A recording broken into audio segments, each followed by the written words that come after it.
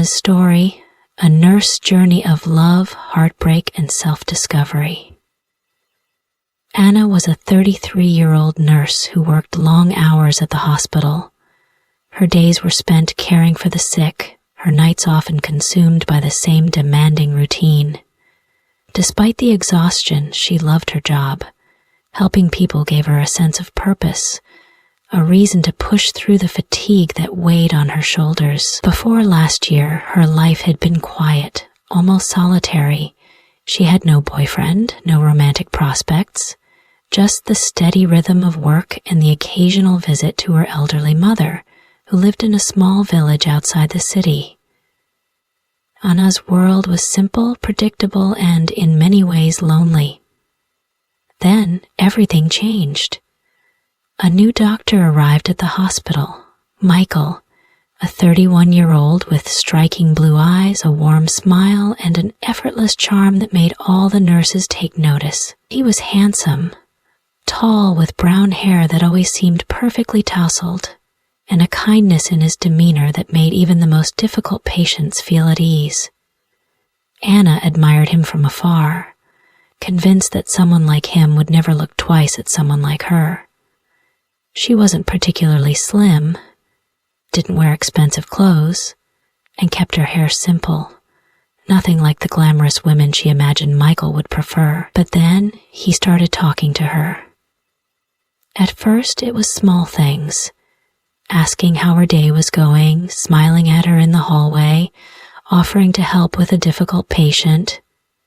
Then, one evening, he asked if she needed a ride home.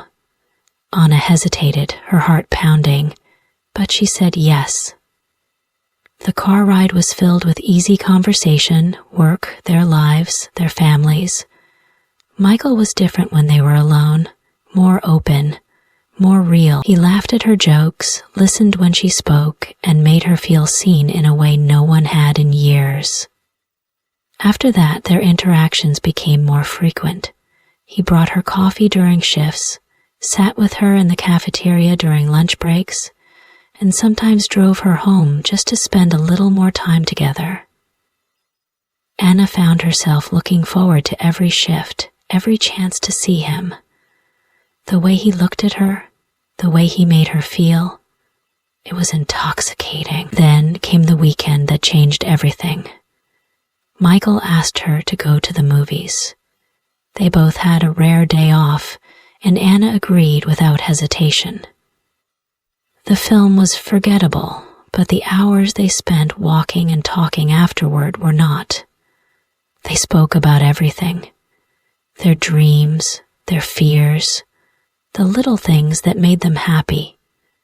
For the first time in years, Anna felt truly connected to someone. She allowed herself to hope, to imagine that maybe, just maybe, Michael felt the same way.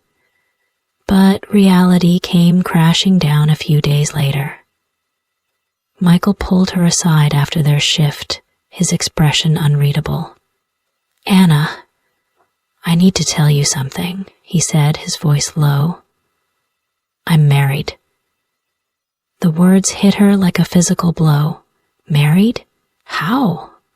He never wore a ring, never mentioned a wife. Her mind raced as he explained 5 years of marriage to a woman named Laura, no children, a relationship that had grown distant over time. He told her he wasn't happy, that they had little in common, that being with Anna made him feel alive in a way he hadn't in years. Anna didn't know what to say. She liked him, more than liked him. But the idea of being the other woman, of breaking a marriage apart, made her stomach twist with guilt. She needed time to think. Then she saw them together. At the supermarket, she spotted Michael before he noticed her. He was with a woman. Laura? Tall, elegant, effortlessly beautiful.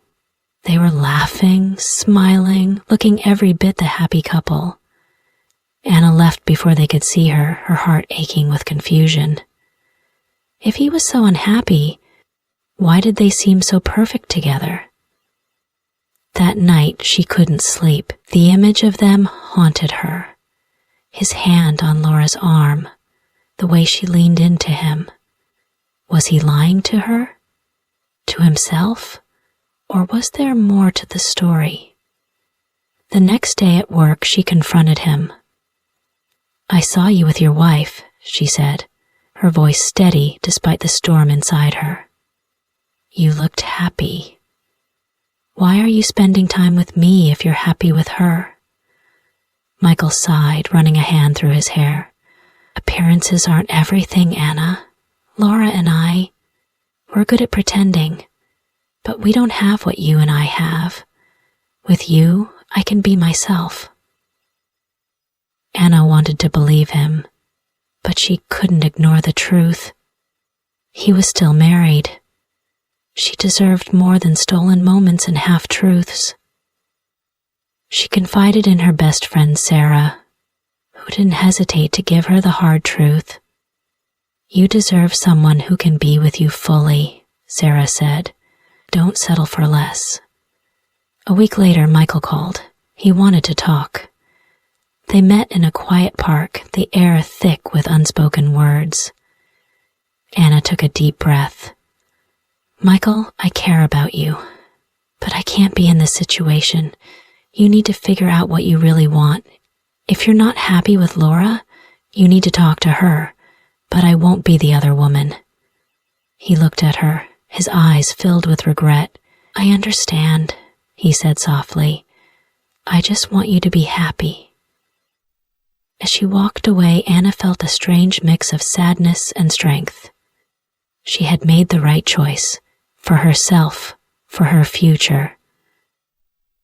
Love shouldn't come with conditions, shouldn't force her to compromise her own happiness.